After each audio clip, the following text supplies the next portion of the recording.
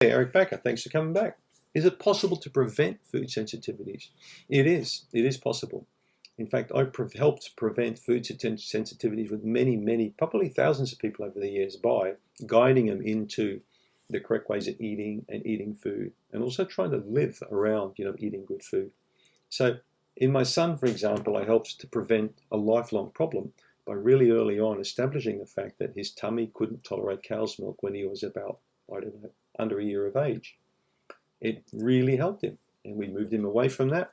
His cough went away. He never went on antibiotics, and he's a strong, strapping, strong, healthy 23-year-old lad now. So anything can be prevented if there's insight into the problem.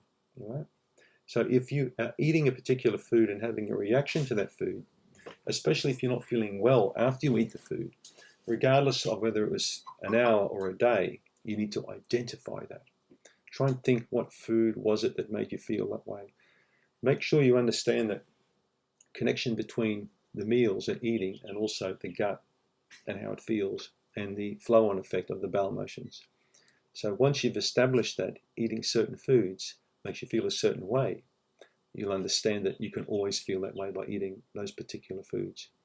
The difference between having some steamed broccoli and a small piece of chicken, for example, as a lunch, as opposed to having, a greasy burger, a Coke and fries.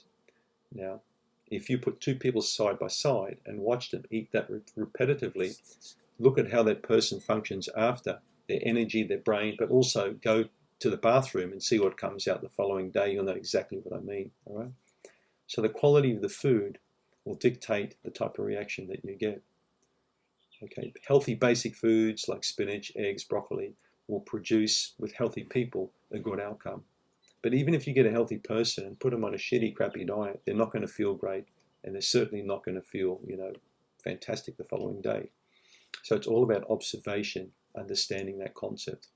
Prevention comes about through doing the right thing consistently, and it becomes eventually a habit, and then that habit will, form part of your life, and then the flow-on effect is just improvement.